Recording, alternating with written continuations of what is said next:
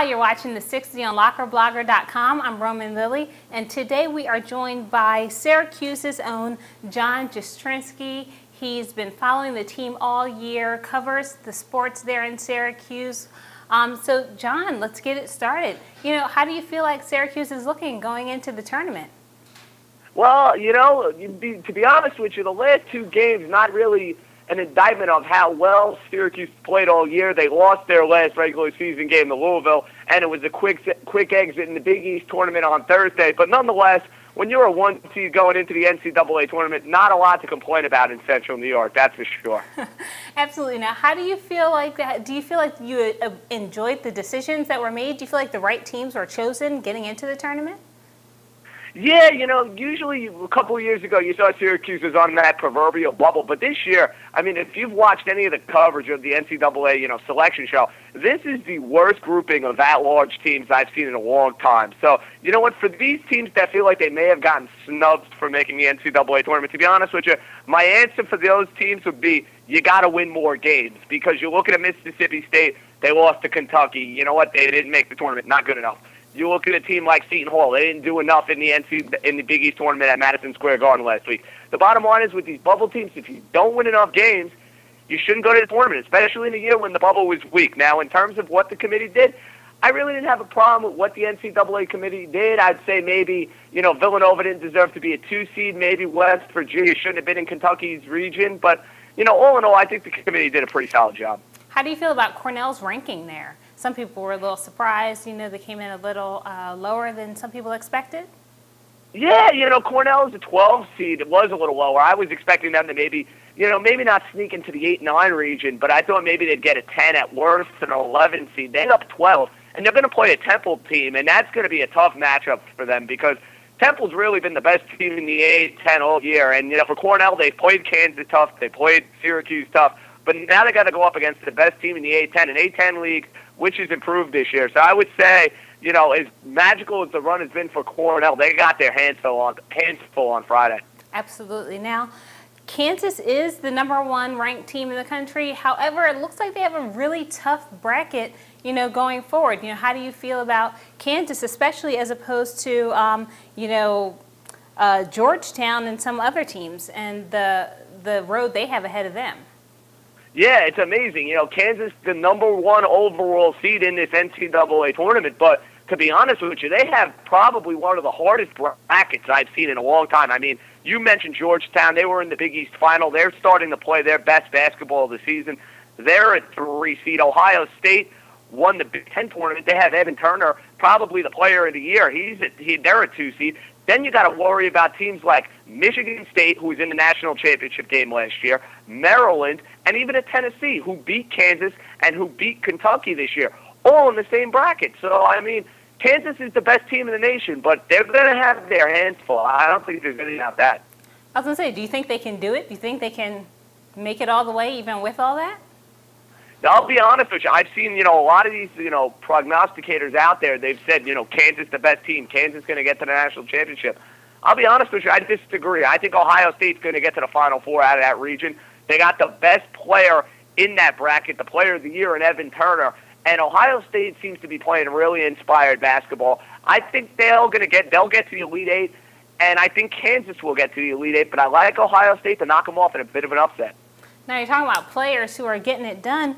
Are you a little concerned? Syracuse just obviously lost one of their biggest players. I'm going to try not to butcher the name, Olarenzuaku.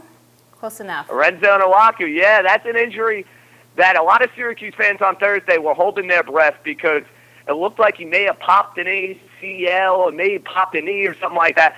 But the MRI came back. Olarenzuaku is day-to-day. Now, they're talking about Olarenzuaku not being able to play the first 2 rounds in Buffalo Friday and Sunday. And now against the 16 seed in Vermont, now you'll say, oh, Vermont beat Syracuse a couple of years ago, 4 versus 13. It's a different Syracuse team. It's a different Vermont team. No T.J. Sorrentine. So Syracuse is the one I would expect to get by a 16 seed. Now, could they have some trouble possibly with a Gonzaga or a Florida State? Absolutely. And, you hope if you're a Syracuse fan, Onuaku gets back. But I think the hope for Jim Boeheim and the Orange is that Onuaku will be able to rest. They'll be able to go for the Sweet 16 out in Salt Lake City And if Onuaku's back and he gives them 80, 85%, I fully expect the team to get to the Final Four, assuming they can get out of Buffalo in the first 2 rounds. Now, of course, fans are hoping he comes back, but before he gets there, you know, they have to obviously win those games. You know, what adjustments do you think are going to have to be made to make sure that happens without one of their best players? Well, I mean, they got to hope that the guys who are going to come in continue to play well. And, I mean, you talk about 2 guys coming off the bench, Chris Joseph. He's been pretty much playing starters minutes all year. He's going to get even more minutes. He's going to be inserted into the starting lineup. And Syracuse is just going to be smaller. They're going to be more athletic. You're going to feature maybe Wes Johnson, possibly one of the Big East Player of the Year, playing some 4, playing some 5. So you look at that, and you're also going to need a guy in Rick Jackson who really played well down the stretch, but struggled the last 2 games. Ironically enough, he struggled against Louisville in the game Syracuse lost, and he really got outplayed by Greg Monroe in Georgetown in the Big East Tournament. So that's a guy who really needs to step his game up as well, but he's really a 5 to begin with. And Syracuse plays 2 centers, essentially, in Onuaku and Jackson. So if they only need to play Jackson, it's not the end of the world. The only problem for Syracuse, they're really going to be only 6 deep, so they need to stay out of foul trouble. Okay, so you guys are going to have some people coming off the bench playing the game. Let's talk about some freshmen who are going to be in some, you know, new territory this year. Kentucky, 2 of their best players are freshmen. How are you expecting these freshmen to make it going forward in Kentucky and elsewhere? You know, you mentioned freshmen, and, you know, usually you always try and find a team with senior leadership, but there's just something about this Kentucky team. I mean, you're looking at possibly the #1 pick and the #2 pick in the NBA draft, John Wall and DeMarcus Cousins, and those 2 guys are dynamic. Then you throw in Patrick Patterson, you throw in Eric Bledsoe. I mean, in terms of the ceiling, in terms of talent, I think Kentucky is the best team in the country. I know everybody says Kansas, but there's some about the Kentucky team. They have NBA talent. They have the players. You look at, you know, Carmelo Anthony in Syracuse. You look at Kevin Durant, although he didn't make a deep run into March. You look at Derrick Rose. Those are all freshmen. Those are all diaper dandies. Wall and Cousins are those type of guys. I think those are 2 guys that can carry their team to a national championship, despite the fact that they're inexperienced and despite the fact that they're freshmen. All right. Well, you know what? The tournament is always so interesting, so dynamic. So now, who are you choosing? Who's your Final Four?